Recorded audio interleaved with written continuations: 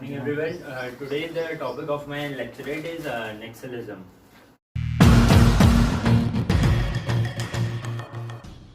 The Naxalite movement started in Indian forefront in the late 1960s, and it started in Naxalbari, a town in West Bengal, and as you can see, Naxalism has spread from Andhra Pradesh to Bihar, Maharashtra, parts of MP, the complete Chhattisgarh, Orissa, and parts of Tamil Nadu.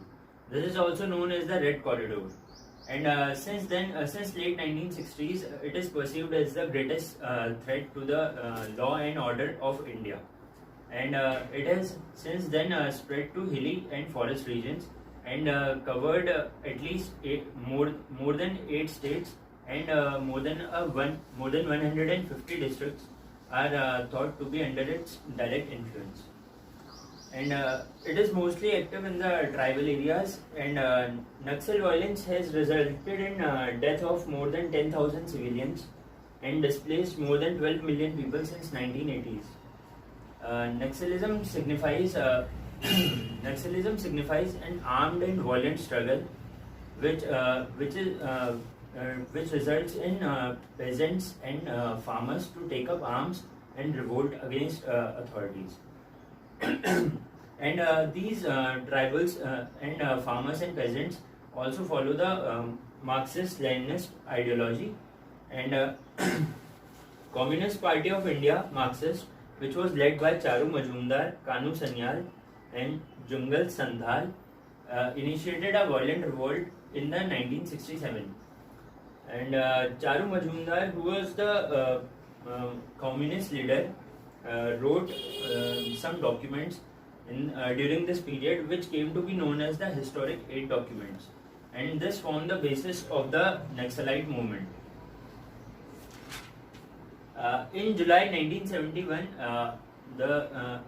Indira Gandhi initiated the Operation Steeplechase to remove the Naxalites, and in 2009, the integrated national plan was initiated by central government to kill the Naxalites, and in 2010, Andhra Pradesh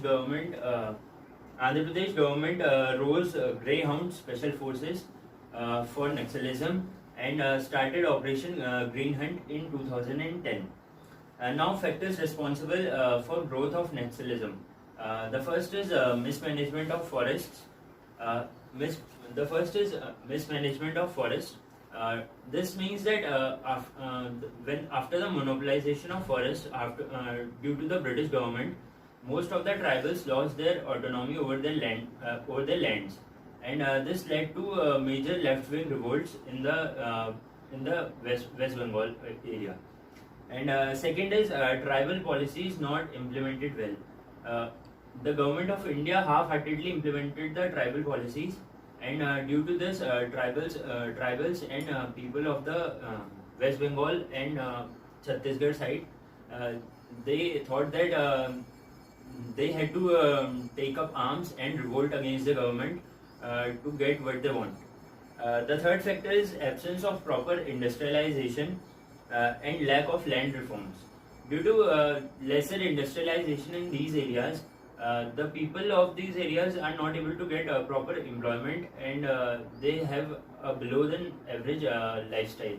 Means they don't get a proper income, and so they took up these arms, and they have started this revolt against the government to get what they want and get the autonomy over their land, which the government took after the Britishers started monopolization of the forests. And the fourth is geographical terrain. Geographical terrain helped in growth of Naxalism because due to thick and dense forest, the Naxalites started waging wars with the help of guerrilla warfare, and it is difficult for the armed forces and other police forces to counter these terrorists in these areas due to dense and thick forests. Now, government of India has taken some steps to stop and decrease the Naxalism in these areas. The first is the government has started a relief and rehabilitation program to bring the Naxalites into the mainstream. Second is aspirational district programs have been started to develop and transform the districts that have shown relatively lesser progress in key social areas. Now, concluding my topic, I would like to say that government needs innovative solutions to find the Naxalites in these thick forests. And as we know, the local police knows the topography and language of the area well, and they will be more successful in fighting Naxalism rather than the armed forces. And as we know, Andhra Pradesh rose Greyhound Special Forces for this. But in my opinion, the local police will be more effective in this area.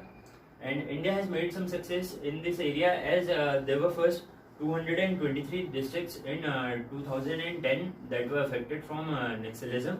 But after 9 years, only 90 districts remain.